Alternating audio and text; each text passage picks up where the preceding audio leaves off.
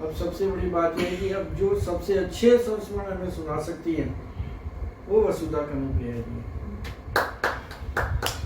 वसुधा जी, मैं आपका हार्दिक स्वागत करता हूँ और आपसे अनुरोध करता हूँ कि आप आशीष की कुर्सी पे आ जाएं।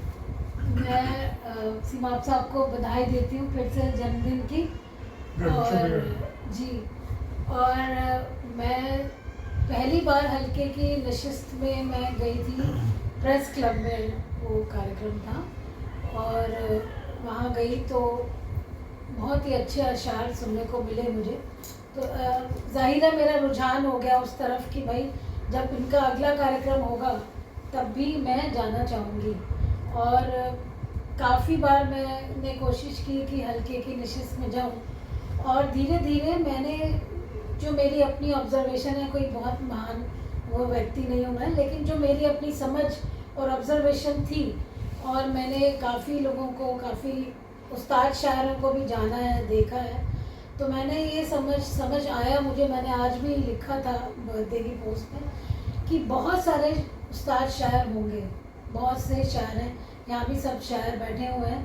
स्किल होना अलग चीज़ है, जो स्किल है वो अलग चीज़ है, लेकिन इंसान का जो व्यक्तित्व है, उसका जो उसमें खुददारी है, जो उसकी अच्छाई है, जो उसका बेबाक तरीके से बात को कहना है, सच बात कहना है, वो मुझे बहुत ज़्यादा अट्रैक्ट करता रहा और इसलिए मैं सीमा जी को बहुत ज़्यादा पसंद करती हूँ।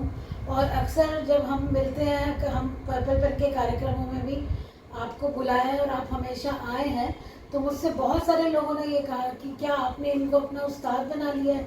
तो मैंने कहा देखो, कोई गंदा तावीज़ तो बनवाया नहीं है मैंने और ना ही सीमा साहब उस तरह के व्यक्ति हैं, लेकिन मैं कभी कभी मैं कुछ लिखती हूँ तो मैं सीमा साहब को दिखा देती हूँ। और वैसे मैं लिखती ही बहुत कम हूँ, तो साल में 2-4 बार ही ज़हमत देती हूँ मैं उन्हें, तो लेकिन हमेशा मुझे उनका आशीर्वाद मिलता रहा है। और कुछ गज़लें मेरी पिछले 2-3 साल में सीमा साहब ने उनको करेक्ट किया है और कमी मेरी ही तरफ से है कि मैं कुछ लिखती नहीं हूँ कि वो उसको कर पाएँ और किताबें मेरी भी पेजेस को लाल कर दें। और मेरी कोशिश है कि इनके रहते अगर ईश्वर ने चाहा तो मैं कम से कम 50 गज़लों का एक संग्रह निकाल पाऊँ और उनका आशीर्वाद हमें मिलता रहे। मेरा एक अंग्रेज़ी में एक कहावत है, to whom you love the most to them you say the least. तो बस इतनी सी बात है कि जहाँ प्रेम है वहाँ प्रेम है, जहाँ स्नेह है वहाँ स्नेह है। क्यों है, कैसे है, क्या हुआ, ये इनएक्सप्लिकेबल है। तो मैं तो इतना ही बस कहना चाहूँगी।